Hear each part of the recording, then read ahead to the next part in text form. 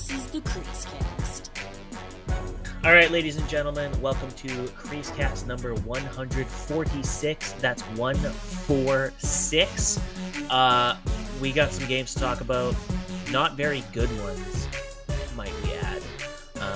Vancouver Canucks on a 2-game losing streak. We are recording, though, in the middle of maybe a streak breaker as the Canucks take on the Chicago Blackhawks in Chi-Town.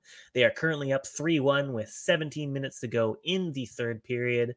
So we're going to be lamenting some very embarrassing losses against, of course, the Buffalo Sabres and the Detroit Red Wings. But we talked about Detroit already. We don't have to go into that one again. I think we did because we? we did the Monday Detroit show. The only game that's happened is the Buffalo one, which was an unmitigated, absolute barn burner of a disaster. That one left all of Canucks Nation with basically only a few talking points, which is we need Kyle Burrows. Yeah, Kyle Burrows. Okay, so there's 3 big takeaways. Kyle Burrows should be in the lineup full time.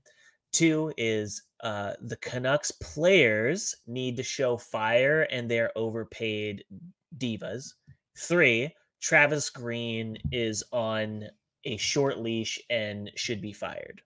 Quote him on all of those people. Quote Cody Severson on all of those. These aren't my narratives. This is what I'm saying. The main takeaways are for the general populace who were very disappointed in that Sabres loss, which they are completely entitled to be frustrated with because that game was a fucking dog. It was it was one of the worst games I've seen from the Canucks in a very long time, and I had to watch them last year. And right now I'm watching them have a bit of a fire sale in the front of Thatcher Demko. It's about 15 minutes or 16 minutes left in the third period. They're leading 3-1, but that was a bit of a mess. I thought you were going to say this might be the worst Canucks game I've seen in at least 5 months. Oof. Yeah, that's there were some bad games in there, wasn't there? God, I think last season, maybe it's just because of how weird last year was. It was very easy for me to block out memories of most of those games last season. Yeah. It is I'm the same way with the 2015-2016 season. Like I know I watched every single game of the Canucks 2015-16 season. Couldn't tell you anything. People could bring up stuff to me like, oh, remember like Philip Larson or Philip Holm made his debut and then was traded the next day. And I don't think either of those guys played that year.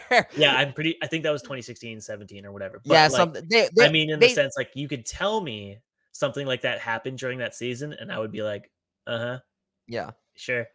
The Willie Desjardins years after they made the playoffs basically all just blend together into one mess of a heap. Yeah, they do. Just one heap. One ooze. One ooze. The Travis Green era has been a little better about that, more or less. Like they've had some like years where it's actually like, oh, they're actually like big standout moments during games, but like this has not been it. This is the last season was not it, but this year it's been interesting at least. According to a Reddit poster, actually, shout out to our Canucks. I believe Willie D actually has a better coaching record than Travis Green. I'm pulling it up right now and I'll read it out to you. So Travis Green with the Canucks has a 126, 133, and 33 record. Points percentage of 0.488. Okay. Now, Willie Desjardins is not much better, but his points percentage off of a record of 109, 110, and 27 was 0.498. So again, not much better, but I'm surprised it's not high for Willie D. Same. Yeah. Same. Because he had 2 of the worst seasons of the Canucks I think any of us have ever seen. Yeah, there were one stretch right before Travis Green came in. Yeah, and it wasn't, and it was not only that they were bad; it's that they were unwatchably bad. Like they weren't even they weren't entertaining they weren't losing games in an entertaining way. They were just absolutely boring and bad.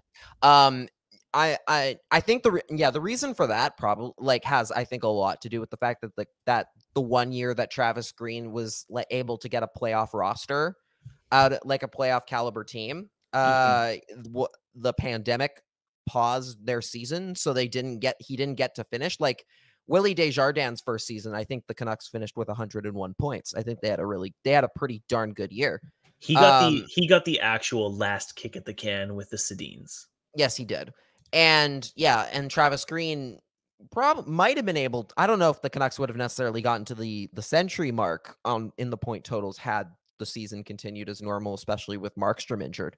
Yeah. But I do think that, but I definitely think his record would probably be better than Willie D's had he gotten the final however many games. Yeah, and it doesn't factor in playoffs, I imagine. On top of the Markstrom injury, Chris Tanev got injured too that same time. Don't you remember when they were like, Chris Tanev is out with like an ankle injury or whatever, and he's going to miss the next game, and then they immediately shut down the season. So they were about to head in like the final stretch. I forgot about that. So he technically didn't miss a game. That was the crazy part, was that he technically finished the entire year healthy. Yeah, but he wouldn't have if they had played the next game because he would have been out with injury. Yeah, The Canucks got in a way they got saved by that year, by that pause, but like at the same time, at what cost? With the obvious cost of the actual putting aside the obvious cost of the pandemic, but from a hockey specific standpoint, the long term cost has been shocking. Jarring. A lot of key decision making has been made off of that COVID run, right? Like they made some assumptions and firm decisions on players pretty much off of that season. A lot of players kind of were put like on their last bit of leash, like Adam Gaudette, Zach McEwen. Like they had last season to prove that they could make it happen, and they made all their decisions basically last season at the end of it or during it, and then in this most recent training camp, because we saw Gadjevich, McEwen, Ulevi, like all these guys who they got looks during that 2019-20 season, these guys that they didn't really show well, they showed enough, but they was kind of like, okay, make it or break it time. And unfortunately for three of them, it was break it. They moved on from all of them. Only one, I guess they got Matthew Highmore out of Gaudette, and who has a point tonight. He's a guy. And Gaudette is scratched, by the way. He's not even playing. That's a bit cruel, isn't it? Like, just let him play against his former team. Come on. I don't know. Has he played any games this year? That was my question. He played in the game against like Minnesota or something when they got torched like 4-0 or 5-0. And I believe I think he played like 6 or 9 minutes or something like that. Like max. Yeah. Because I'm looking at the group the Hawks have here, and I'm like, there is I don't see why he couldn't make this roster. They are not good. That's the weird thing, right? Because it's like outside of like DeBrincat and Kane and Taves, like in theory they have like a decent forward group in that top 6, but like the bottom 6 is just like a joke. And God, yeah. In theory, they would want an experienced guy who has the pedigree of like a 30/ almost 40-point season. Yeah. They have Tyler Johnson, who they got for dirt cheap from Tampa because of their cap issues. For Brent Seabrook. Great Brent Seabrook, that's right. But this is a team that really, they're very much, we mentioned the Sedins last years, basically. Like they're kind of at that point where like obviously Kane and Taves still have a good amount of seasons left in them and everything. Right. They're a lot younger than the Sedins were at this kind of point in the team's development, but this team's going nowhere fast, and the Canucks just, I believe, scored a 4-1 goal here. It's with 11 and a half minutes to go. I'm darn sure that went in. Okay. But yeah, the Hawks are a team that is very much that also like thinks that they're good enough to be in the playoff conversation, to the point where they spent an insane amount of money on Seth Jones. And that is already just paying off super swell for them. They definitely did the retool on the fly because they knew Jonathan Taves was coming back, and they wanted to kind of quiet the bad PR they had over the offseason, which is still hanging around them. But they're just trying to power through and pretend everything's fine, and they're a team on the rise.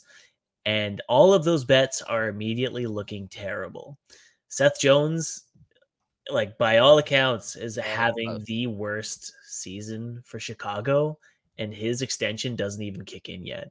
Like he might get bought out before that extension even kicks in, which would be chef's kiss, just so good. Yeah. In the sense that I think we've said it before on this podcast, everyone, but fuck the Blackhawks, fuck Stan Bowman, and fuck that organization and ownership group. So if that ownership group has to spend something like $24 million or whatever over the next, I guess it'd be 16 years or 18 years, because it's a 9-year contract for Seth Jones. They'd spend that money every year for the next 18 years, and that's the next Rick DiPietro contract buyout. I'm all for it. Yeah, fuck those guys so hard. That would be so amazing. But anyway, we want to talk. Yeah, we want to talk about the Buffalo Sabres game. Let's quickly hammer through this because why? Why do we want to talk about that? It's why, but it's. What was your thoughts on it? Because I watched the first 2 periods and thought it was terrible, and then I was like, okay, I need to prep for the AHL Abbotsford Canucks game, and I can't be bothered to, waste time with a game where the team clearly hasn't shown up. So I'm assuming you watched most of it. I watched the whole thing because I am a sucker for pain, I guess. Yeah, I don't know why. I don't know if it's just that I'm very stupid or that I'm, delusional. It could be a little column A, a little column B. But yeah, I watched that whole game. It went so south so fast. Like they looked okay in the first period, but again, okay should be the bar, like the low bar to clear, considering again, this is Buffalo, a team that is missing Jack Eichel, who is far and away their best player. Yeah. And he's never coming back. There's also that's pretty clear. And despite the fact that they were coming into the game 2-0, they're actively tanking. Like they're very clearly and obviously tanking and in a battle with the Arizona Coyotes for the tank bowl, essentially. Yeah. They don't have Jack Eichel. Shane Wright. The Shane Wrights, if you will. Yeah. It's so frustrating because you see the Canucks, they come out and look just okay in the first. They get a couple goals. Yep. Good. They come up with the lead after the first. They come out of the first period with the damn lead. And then it all just falls apart so quickly. And specifically just in the way the special teams handled things. Like they fell apart. They lost that game because of special teams. And also just the fact that the thing that was most shocking, I think, to me is the fact that, okay, look, Quinn Hughes injured. That's a huge loss for your team. That's going to be a huge loss for any team that he's on. Yeah. But the way that just how bad they looked without him was jarring and shocking, to say the least. Like you don't realize how much you need Quinn Hughes in your roster until you see that kind of a game from the Canucks defense where they looked lost. They look completely disorganized. And again, we come off that talking about, hey, the defense looked good. Like in the first 3 games, they looked pretty decent. Yeah. And suddenly you lose Quinn Hughes and all of it goes to hell, like so fast. And it was, there was like so many missed assignments, like the big one being the third goal by Nate Thompson in front of the net, where I think it's Brad Hunt who just completely does not, or maybe it was Luke Shen. Either of them, both of them had terrible games. I think they're both on, but they were both on. And Nate Thompson literally is just standing there basically on top of Thatcher Demko after Demko makes the initial save. He gets one whack at it. No one picks him up. He gets a second whack at it and it goes in. No one picks him up. He got 2 cracks at it and Demko has to fight him off as best he can. And obviously isn't successful because nobody picked him up. Mm-hmm. And that was that was what, 16, 17 seconds after the Jeff Skinner goal to take the lead. It was just awful. And again, this isn't like the Eichel Buffalo Sabres. This is a team whose number 1 center right now is Rasmus Asplund, who's basically spent the majority of his career in the AHL and just hasn't really shown much so far. He's finally made it now by virtue of there being nothing at center for the team. But it's like Rasmus Asplund and then Tage Thompson, who just converted to center this year during this preseason camp for Buffalo. They are so lacking at center, and it's like for a team that's rocking Pettersson, Horvat, Dickinson, and potentially Miller down the middle, that is like unacceptable that you give up, I think it was 43 shots total in 3 periods. Special teams, the Canucks had 3 power plays and registered 6 shots. That's it. Yeah. That is for a team like unacceptable. Again, with the pieces that you have at your disposal, you should have like this. Maybe like people from the rest of the NHL would kind of look at this like this kind of a statement that I'm about to make and say that's a little bit overkill.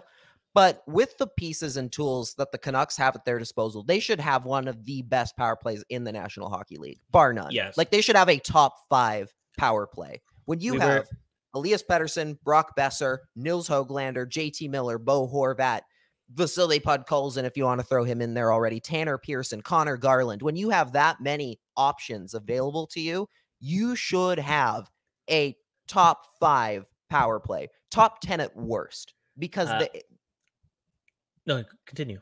Okay. And they did nothing. Not only did they do nothing, they couldn't even get zone time. They couldn't even get the puck into the zone. They made the Sabres, who I guess apparently have the best penalty kill in the NHL right now. They have not given up a power play goal yet. They're so good. They're so good. Never mind the fact that the only 2 other teams they played are Montreal, who is very bad, and the also tanking Coyotes. The Canucks couldn't get zone time. I'm actually going to talk about this. I'm going to talk a little bit about this in the Canucks Army article I've got coming out tomorrow. About like kind of like some observations from the start of the year. And including some video evidence of like one of their very first power play opportunity, Oliver Ekman-Larsson kind of taking over as the Quinn Hughes, like the I guess the point guard, if you will, sure. On that power play unit. And they have there are 3 different clips in the short, 2-minute power play where the puck goes into the zone, and within like 5 seconds, the Sabres are flipping it right back out over the blue line. And they couldn't even sustain pressure. It wasn't even the normal situation where they're overpassing. They're trying way too hard to find that one perfect shot that's going to fly in. It's that they couldn't even get sustained pressure and were making the Sabres look like they had the Harlem Globetrotters defense going. It was jarring. It was just like your jaw kind of just drops when you're watching them have this much trouble to even get one shot on the net. Yeah, I think it underscores like a big issue that most people have had, like coming into in the preseason and like the off season that they had last year, where it was like, if you take away Quinn Hughes, like what is this defense core? And for a team run by a former NHL defenseman, you would assume he'd be able to cobble together a more competent defense group. But one game, that's all it took for Quinn Hughes to be missing, for everything to fall apart. And that isn't just this game or this season. Before it was, if Edler or Tanev get injured, this defense core falls apart. And it's the same rinse and repeat kind of fear that I think drove a lot of the narrative that we saw last week, because a lot of the big takeaways after the Buffalo game was, has Travis Green lost the room? Maybe he's not the coach to push this team over the edge to the next level, yada, yada, yada. But I feel like my takeaway from this was that we're still looking at a Jim Benning team. Nothing's changed in his 8 years of running this organization. He loads up, he goes all in with his forward group, but he cannot assess defensemen to save his life, and neither can his coaches. I think they said that Myers was like someone that like Travis Green was really excited to get, and he was a part of the negotiations to bring him onto the team, and he's one of his guy. And we kind of know what Myers brings to the table. Like, he's an offensive defenseman. You're not paying him to be a shutdown guy. And so far, he's been okay this year. But again, we saw it in the Buffalo game where everything kind of went off the rails. Wheels kind of fell off a bit.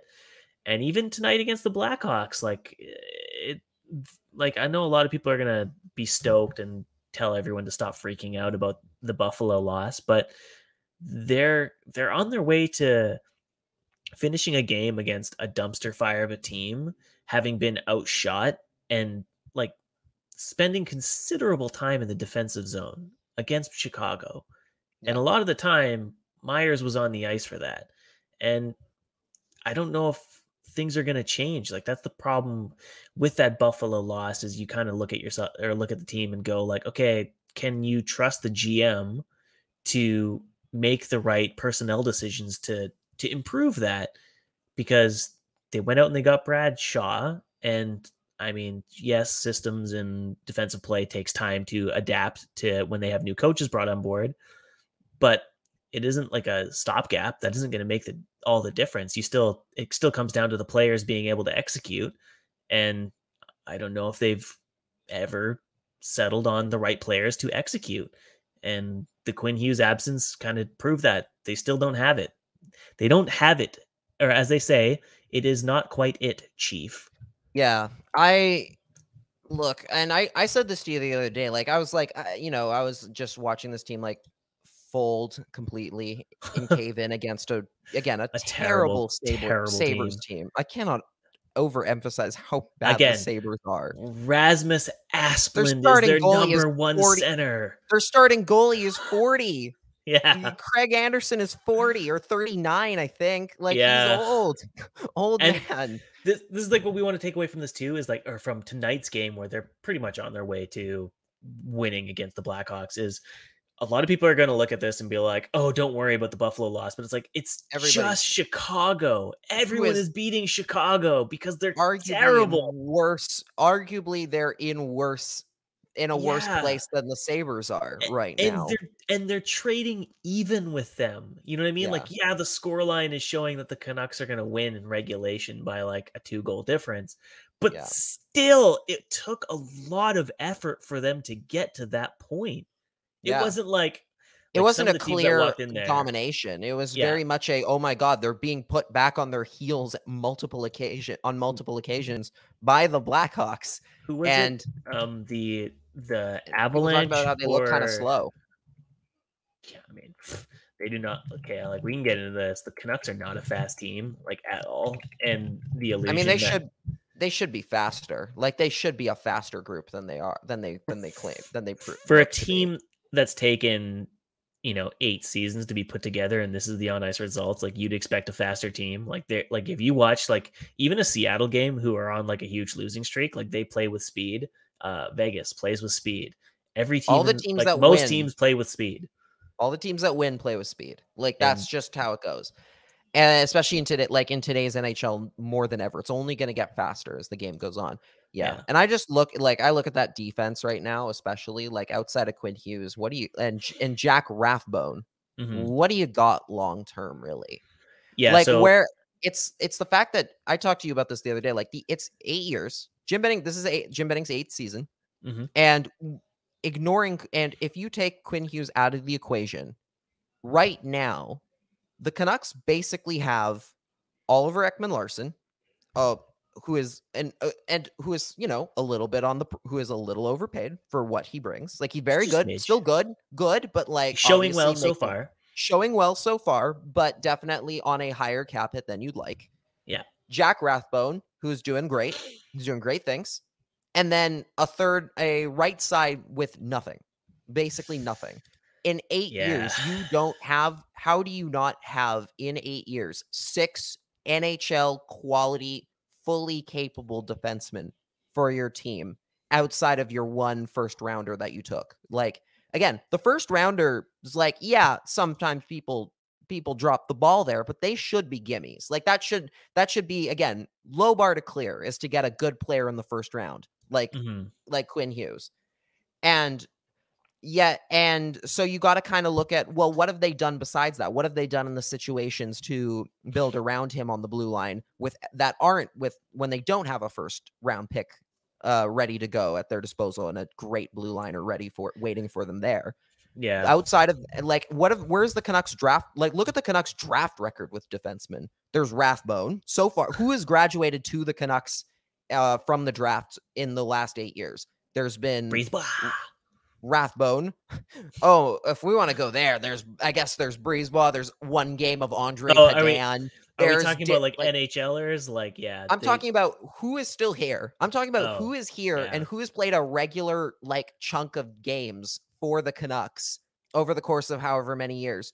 Olli Juolevi, who's gone. And there's Rathbone.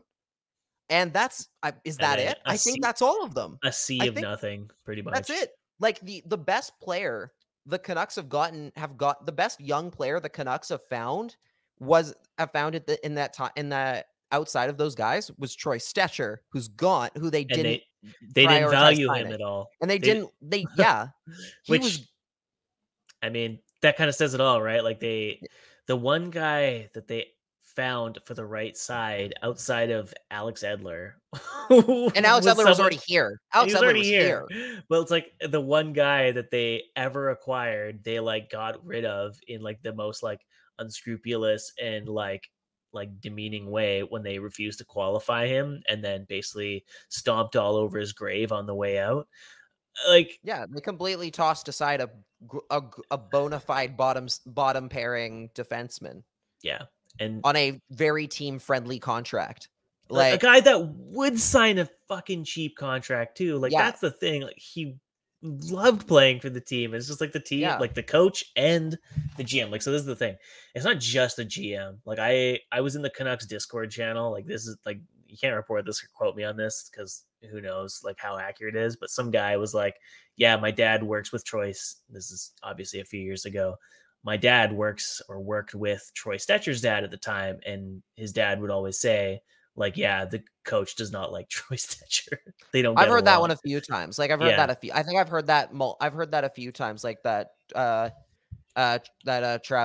Travis Green and Troy weren't like that. They didn't have the. They did not have a good. He was not. Troy was not Travis Green's man. Was kind of. It was I think the best way of putting it was. Which is a shame because Troy Stecher always worked himself out of the third pair into being a first pair defenseman, carrying Alex Edler or whatever. Yeah. Sorry, I was saying Alex Edler earlier, not Alex Edler. Chris Tanev. Jeez, I had my sides mixed up. Anyways, demoralizing win. Demoralizing loss. They got to pick me up now though with this Chicago win. You still can't like rest on your laurels and be like, oh yeah, everything's fine, don't worry about it. Like team still has so much work to do to make up for these lost points because division is going to be very competitive. Connor McDavid apparently learned how to take slap shots and is looking as dangerous as ever. So Edmonton isn't going to be a slouch, even with Mike Smith gone. Like Connor McDavid is a freak. He's the fastest kid alive. He's somehow going to put that team on his back and make them a playoff contender. Calgary looked awful in preseason, but they've kind of put some track ahead of them. They're boogieing a bit. Winnipeg might cross the hump, or not Winnipeg. Sorry. Anaheim. Anaheim looked. I don't know if you watched them, but like they're like actually a lot better than I think people like expected because John Gibson's still unreal. John Gibson. I think they're very much in the. They can kind of maybe pull out a few weird squeakers here and there. I still don't think they're very good. I think they're they definitely like Jamie Drysdale and Trevor Zegras are gonna be game changers for them and could potentially make them a lot better than maybe I'm giving them credit for. Mm-hmm. But I mean, I still see them very much as oh God, there's no way you're making the playoffs even in this division. Like you still got a long way to go.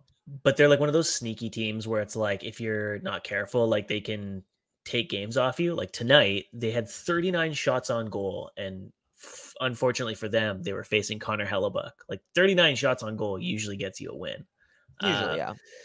But like they're in that Buffalo territory, right? Where everyone's like they're dog shit. They're not going to do anything. Like Arizona, same thing.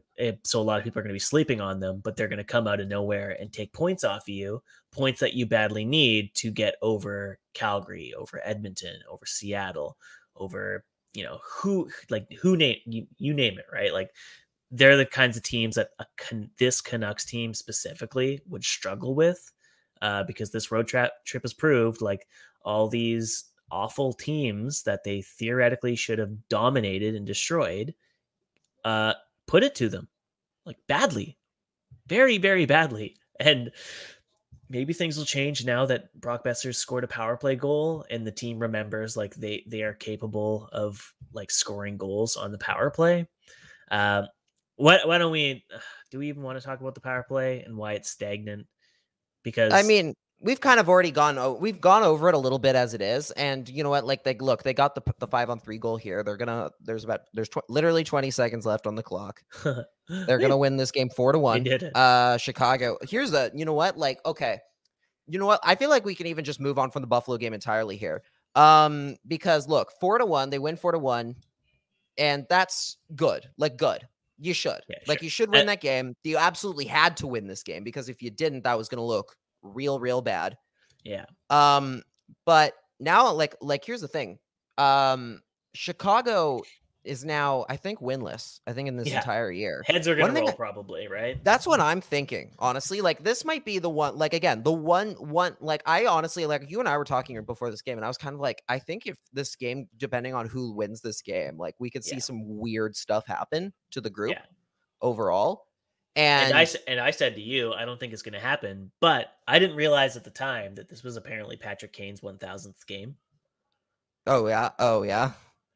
So maybe. Well, so it's not his 1000th game. His 1000th. This is the funny part. It's his 1000th game was last season, but because they couldn't have a full crowd in attendance for those games, they waited until they could to do the actual like ceremony, essentially. Oh, that's the stupidest thing I've ever heard. I saw the tweet you sent me.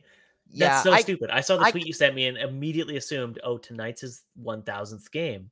Yeah. And I was like, if they get blown out by the Canucks in Patrick Kane's 1000th game, then Colleton's gone.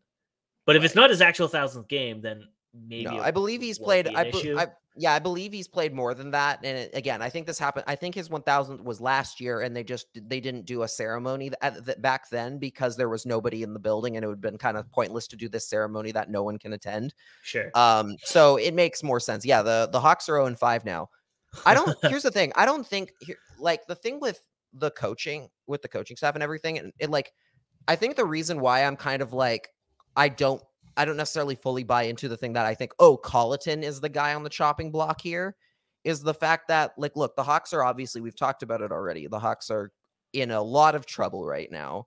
Mm-hmm. I think awesome. I think if you're ownership, you're probably looking at this as a very easy way to get rid of somebody who is integral in the whole mess that you are now in Stan Bowman. Like, I think they might. I honestly think that they pass off the bad PR with hockey men stuff. Yeah, they like, it was the hot on ice thing. Definitely not this investigation we're trying to sweep under the rug. Exactly. I think they might.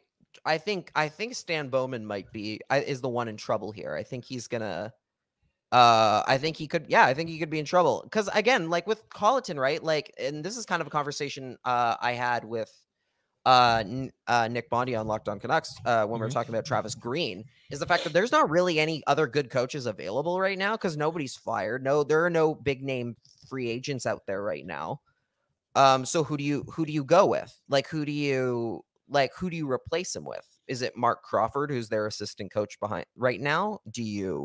Because again, right now it's so early in the year that you'd be making a change for the sake of making a change. And again, I don't think Jeremy Colleton might not be the best coach in the world, but like, is firing him really going to improve the results of this group? I don't really think so. I don't think I think they're about as good as I expected them to be. Maybe a little worse, but they're as good as their roster would indicate, right? Like, right. For the Travis Green situation, it's like, it's clearly a team of players that should be performing way better, but aren't for whatever reason. And Travis Green is usually a pretty good motivator, and he has a track record with the Canucks of getting the most out of some of his players. Like people forget, like, he got like a near 20 goal performance out of Jake Virtanen, and Jake Virtanen is fucking terrible.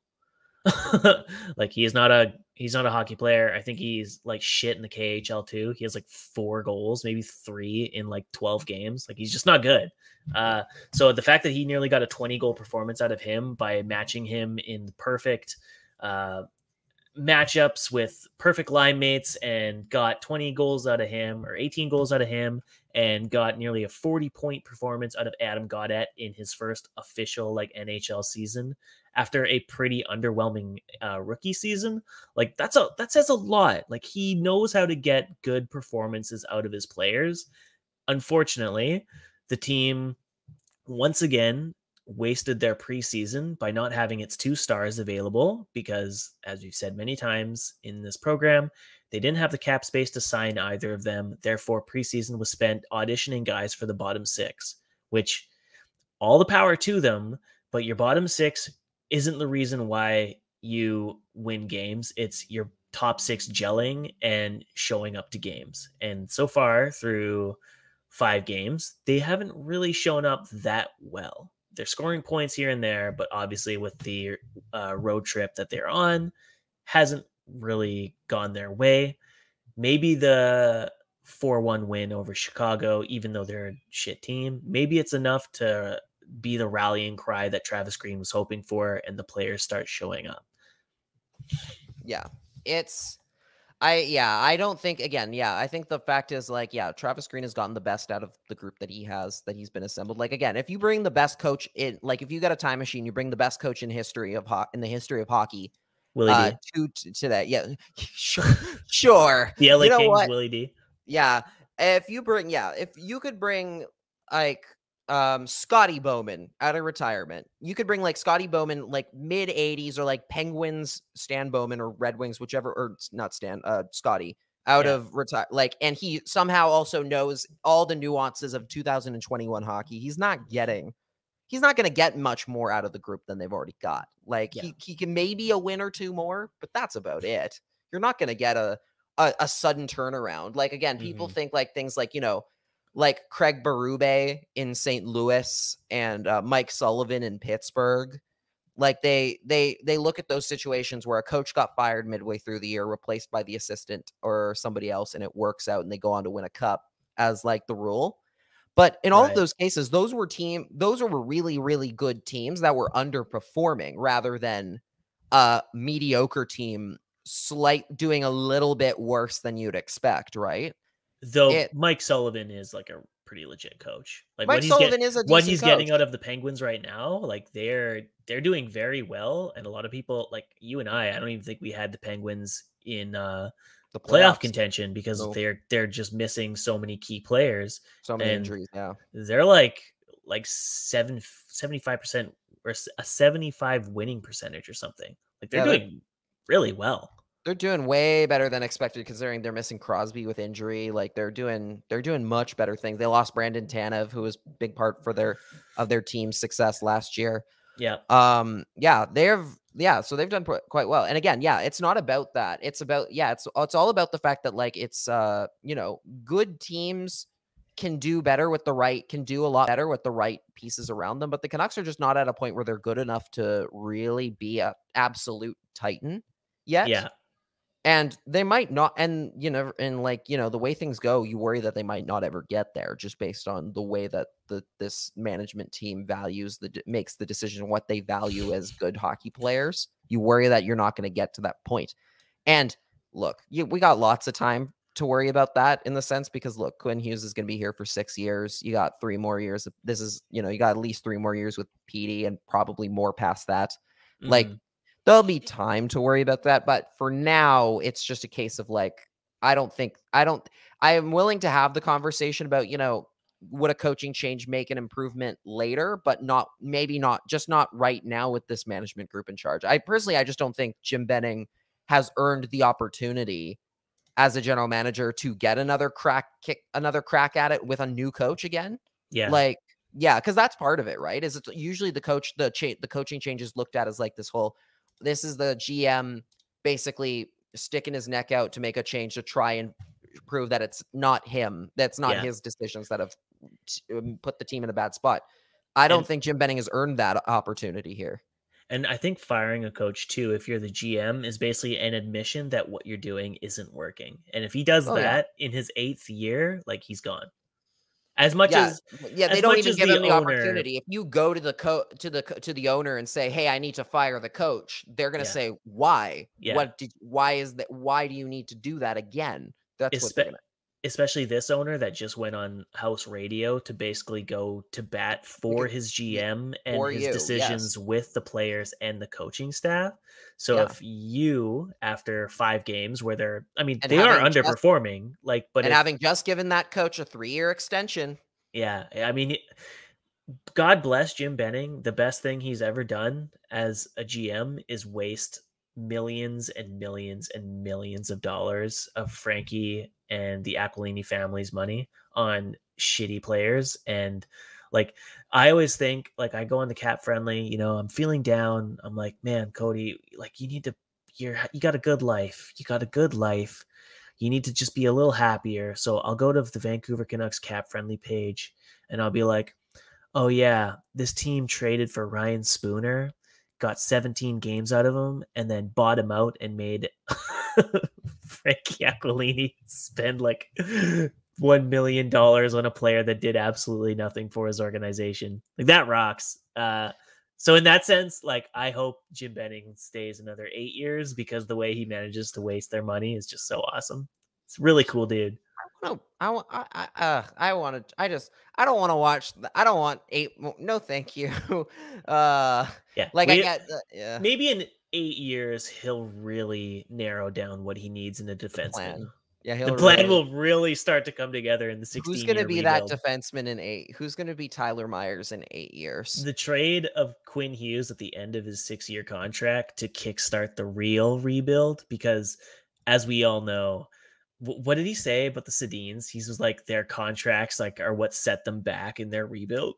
He something wild where it was it's one of those cases where I think Jim Benning is just very bad at PR and says something in the wrongest way possible, where I don't think he meant it like it's the Sedin's fault that we were bad.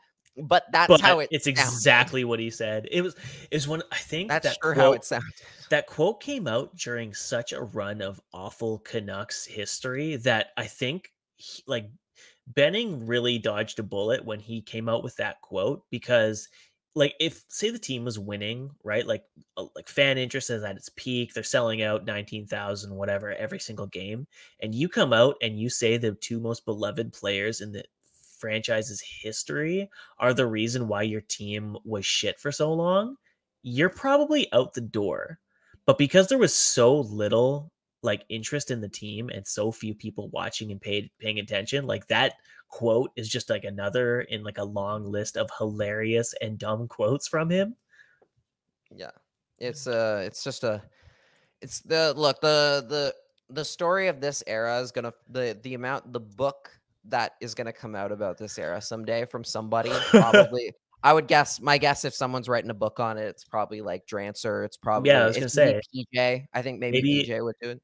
Maybe Drance and Bruff or Halford, whoever wrote, I think it was Bruff. He and Drance wrote the Halford. 101 things Canucks fans need to know before they die. It'll be like part 2, like 101 things Canucks fans need to know about the last 5 years. Jim Benning era. Years. 101 things Canucks fans need to know about the Jim Benning era that they don't know. Yeah, it's going to be that sort of thing. Yeah, there's a lot to. I mean, there already there've already been glimpses of that with former Canucks players talking about mentioning a few things that's where you hear them and you're like, wait, what? I'm sorry. What did Jim Benning's Canucks do while you were there? And you're just kind of having a quick, one of those glances, or where players are openly making fun of him now that they're no longer on the team. And it's Jesus. Oh yeah. Like Tom Sestito, every time he's on Twitter, just being Tom Sestito is an interesting guy to say the least. We should get him on the show. I'm good. I'm really good. But yeah, it's still just it's been a lot. From that group, we should hand out the Infinity Gauntlet. I think, and then we should move on to some regular NHL stuff. Yeah, it's about time. Let's not lament the misery that has been the Canucks history over the last 7 years. It's Infinity Gauntlet time. If you're checking our YouTube channel, you can see a giant Infinity blocker right over my face, thumbing me. It's picking my nose. If I can get over it. Wait, there you go. I'll play the Infinity blocker right in the nose. Lachlan, my man, who is your Infinity blocker winner for tonight's 4-1 victory over the Chi-Town Blackhawks? Mine is going to. I think mine's going to go to two people. Well, I'm gonna give one to Kyle Burrows, for the fight, in the first period. He's he's a guy that I think the Canucks weirdly missed in that game against Buffalo. I don't know why they scratched him. Honestly, I thought he was doing really well. So it was good to see him draw back into the lineup. Man, we didn't even talk about the fact that Vasily Podkolzin didn't play today.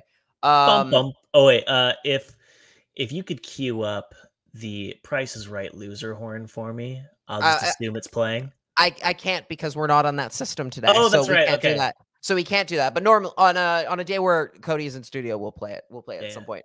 But yeah, I think Kyle Burrows, I'll give it to him. And then I'll also give it to, I'll give it to Jason Dickinson, who had a really nice first goal of the game. That was a cool little shot. That was a nice shot.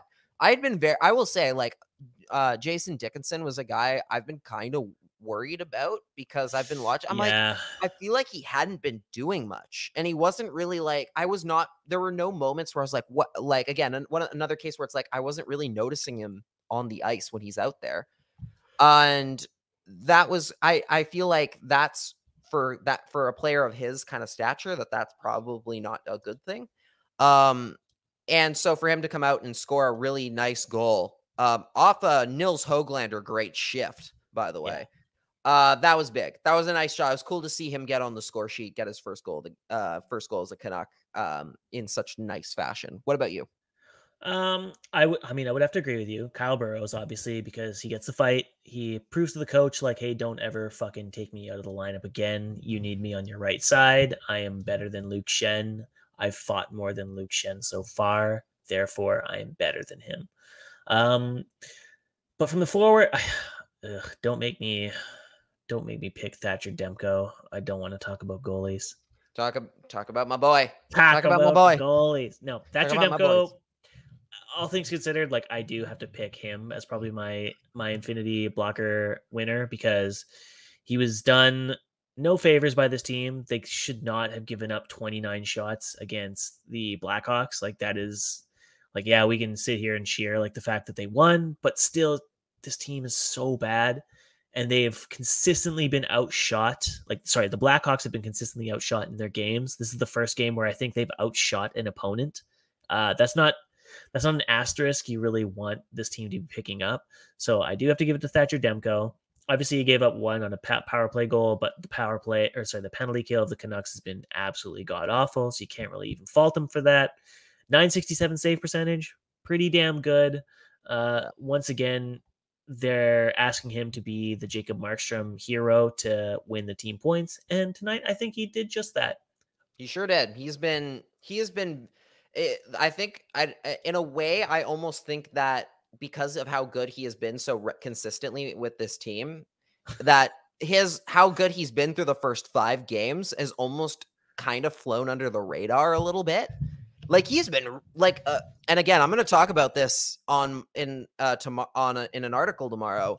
He's faced the second most shots, or at least before tonight's game. It's definitely gone up now. He's probably right now faced the most shots of any goaltender in the National Hockey League. And that was oh no. And he is the only and he is like out of like the top 4, I think, in that category, in that group of shots faced, he is the only one with a save percentage above 900. The rest of them have started less games, than he has. Oh, Jesus. Or no, one of them started, Andrei Vasilevsky, I believe, had started more games at that point than Thatcher Demko. And Demko and Vasilevsky's had a weirdly bad start to the year. He's had an 890 something. It's not good. Thatcher Demko is a 9-10, had a 9-10 going into tonight's game, and now it's probably gone up even more. And it's probably ticked up a little bit. Yeah. He is playing out of his mind good right now. Like, again, they are the sole reason the Canucks have points at all in this season, partially, is Thatcher Demko. He has been so ridiculously good. And yeah, they need him to do that a lot. And they need, furthermore, really, they need Yaroslav Halak to be able to give similar results so that they don't have to play Demko an insane amount. Like, they don't have to play Demko 65 times this year. You know who the leader is right now for shots against is Ilya Sorokin of the Islanders. They've given up. I hope you're sitting down, right? They've given up. So when Sorokin started today, four games he started, and they've given up 35 shots on average every single game with him starting. Mm-hmm. That's pretty brutal. Thatcher Demko, by comparison, is at 37 shots per game. This is a bit higher. So high. Yeah, there you go. There you go. Yeah, he had the lowest on the totem pole. Sergei Bobrovsky was slightly less, 35 as well. So yeah, I mean, not a category you really want to lead in, but I mean, it's a good thing his save percentage is as high as it is because they're gonna need it when they start playing like actually like good teams. Like that's the thing. It's like they're hopping out of the gate struggling against like the bottom feeders. Yeah, the only playoff caliber team the Canucks have played yet is Edmonton, and that's a team mostly buoyed by Connor McDavid and Leon Draisaitl being on the ice every night. By the way, Connor McDavid, right now it's 3-0 Oilers against the Coyotes in the second period. Yeah. I don't know what their point totals was here. I believe I heard though in the first 3 games of the season, Connor McDavid already has 9 points and would be on pace. And if he kept at that pace, he would break Wayne Gretzky's all-time points record. So that is just insane. Again, how good he is. But yeah, the only playoff team the Canucks have played so far, really, like guaranteed playoff team, I should say, because Philly might make it. Make it interesting. Is Edmonton. And Seattle, maybe, and then Seattle on Saturday. But then you start getting into the real like hard matchups like Minnesota, Kirill Kaprizov in the Wild. You get into like some more stuff down the road. It's only going to get harder from here. Like that's the big part, right? Is you've already cleared like half your games against Buffalo, right? You've already cleared, I believe like 1 out of 3 at most against Chicago, I think. Like that's not, again, the schedule's not gonna, maybe you won't get another 6-game road trip at any point this year, but it's not going to get easier. The path to the playoffs isn't going to get easier. They still got a lot of hard matchups to go up against. And right now they're not looking like they're going to be capable of playing up to that level. So you hope that changes at least going into as we get farther into the year. Yeah. These are the kind of games you want to win early. Like that's why like I understand like the outrage from the fan base, right? Like you want to beat Detroit in your 3rd game of the year. You want to beat Buffalo in your 4th game of the year. You want to like annihilate Chicago in your 5th game of the year, because when it's the 50th game and Quinn Hughes is on his 87th maintenance day because he's beat up from playing 36 minutes a night, like good Lord, you're going to look back at the first 5 and be like, well, thank God we got those 10 points against those dog shit teams because we're losing them now. And it's like, now you can't lean on that. Thank God we built a cushion. Yeah. Yeah. You want the cushion. If you don't have the cushion, you can't do any pushing. Yeah. Anyways, that is a great way of putting it. That's a great way of putting it. That's a great way to segue us off of the Canucks talk. Well, I mean, I guess not really the Canucks talk, but we wanted to quickly highlight an article from our former editor at Vancouver is Awesome, Pasadaboulis, Daniel Wagner. I didn't know anything about this, but it was insane. Kevin BX pointed out. Put up the whole talked about how like the way that the Sedins would move the puck, and there was like certain and like the backspin of like certain passes and everything, and how they had that all down to a science. It's insane, like what they did, like absolutely nuts. Go please read that article if you can. It's so good. It's so good and so interesting. It just makes you like the Sedins even more, and you're like, can we retire their jerseys again? Can we just put up 2 more banners, being like. These guys just rock like that, like unreal. And you know what I just realized they should have done is they should have like, instead of like the robot lifting up their banners, like they should have raised each other's banners by hand. That would have been kind of cool. That would have been kind of cool. But exhausting because those are like yeah, gigantic banners. Those are huge banners, like going into the rafters, kind of thing. I'm sure they could do it so it's more like it looks like it looks like they're doing it, but they're not. Yeah, but yeah, but no, you want them to just sit and watch it. Like you want them to like be able to enjoy the moment rather than looking like they're having to do sweating their bag off, yeah. like trying to lift a banner in the air. Yeah, but yeah. Go check that out. It's a great article. It basically just talks about how the Sedins would add counterclockwise and clockwise spins to their passes to greatly improve the one-timer option from their teammates on the ice. And Wagner somehow found a bunch of video clips from old Canucks power plays that clearly showed the spin effect that Bieksa and the Sedins were talking about, and it rocks. It's always fun reading those articles where you actually learn something about the game, and it's like completely mind-blowing. So yeah, big shout out to that. How about some NHL news? Yeah, let's quickly run through this because yeah, we got there's like a couple things to go through, and then I gotta run because we're short on time. So we'll quickly run through it. Quickly first, Montreal played Carolina today, which was super spicy, and Jesperi Kotkaniemi, obviously his first game back as now Carolina after signing his offer sheet with the Carolina Hurricanes, got booed, and they said some very mean and unnice things to him. They were saying, fuck you, KK. They're saying they were chanting 6.1. Like, the fan base is brutal, which, as we know, that's how Montreal usually rolls. But didn't matter. Habs dropped their 5th straight game. That's another team where the GM might be on the way out, is with Marc Bergevin well, not too oddly, similar reasons. Yeah, a little bit. Similar reasons where A, the team is bad, and B, also things off the ice are not good either.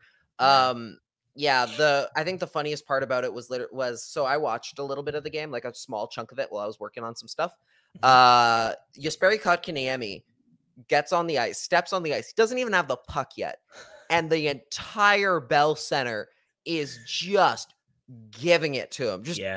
I don't think I've heard booing that loud in ages. And maybe part of that is just due to the fact that we're coming out of the pandemic, but also that was hilarious to hear.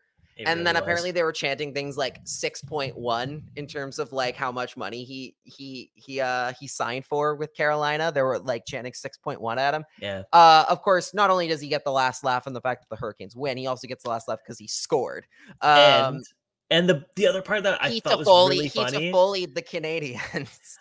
I also thought it was really great that the player that the Habs, like, so the whole thing that kicked all this off was Sebastian Aho was the player that Bergevin and the Habs tried to offer sheet and pick up from Carolina, and that spurred this entire thing, right? Whole thing. And Aho picks up 2 goals and an assist in a 4-1 defeat of the Habs on top of the Kotkaniemi goal. Like, that is just salt in the wounds, is that the guy that kickstarted this whole debacle, your team is terrible, 0-5 start, and the guy that you really wanted is just putting the salt on the dagger and jabbing it into you. You'll love to see it for the storyline purposes. They even had I don't know if you saw this either as well. After the game, the Hurricanes posted a link to a website called didthecanadianswin.com or didthehabswin.com, at which point you go, you click on it, it's a GIF of Sebastian Aho just like doing like something, I forget exactly what he's doing, and it just says no. It just says big bold block letters, no. They did not win. And I love those sites. Very extremely petty and very, very funny. I always think of doing that like for like meme like Twitter accounts, but like creating like a burner Twitter account like takes a lot of effort. But I would love to like create like those accounts where it's like the name is just like, has Jason Dickinson scored yet? And every day they just tweet no. Yeah. Like those kinds of accounts are so funny to me.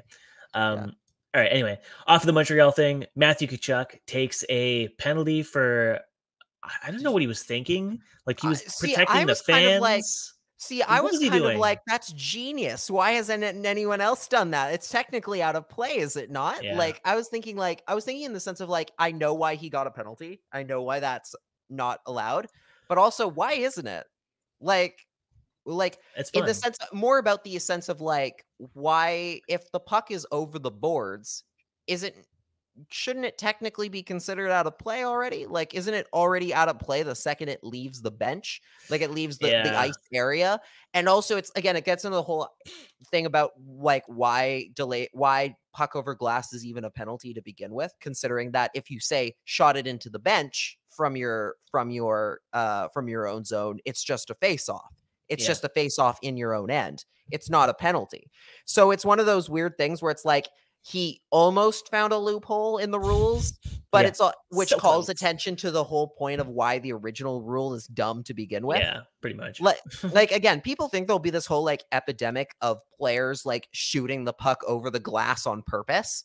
If you just treat it like an icing, where if you shoot it out of the, it's like if you shoot it out of the zone or something, like over the glass or something, like, and it's an immediate face off in your own end. No change, you can't change players or anything like that, then no one's gonna do it. Like no one's gonna make that play. And if you're worried about like, oh, but what if there's like 3 seconds left and they're just trying to like ice the puck? It's like, well, they could just not do that too. Like they could just ice the puck down the ice like normal. Like that's not gonna fix anything. They're not gonna just suddenly go for the glass. Like that's not gonna happen. It's preventing a problem that doesn't exist. Yeah, a little bit. Speaking of bizarre rules, but I guess rulings, if anything, if you haven't followed the league, there were 2 headbutts in like 48 hours. One was Rasmus Anderson headbutting, God, I can't remember who it was. Some Oilers. It might have been one of the Oilers. I think it might have been Darnell Nurse. I don't remember. No, because if it was Darnell Nurse, we would have heard about how he nearly died, and because he is a notorious diver. But yeah, Rasmus Anderson headbutts an Oiler, gets a $50K fine, and then like the next day, Pavel Buchnevich receives a match penalty for headbutting Lawson Krause, but his arguably a lighter headbutt too. I think his was more blatant though, because Rasmus Anderson, like I see the argument.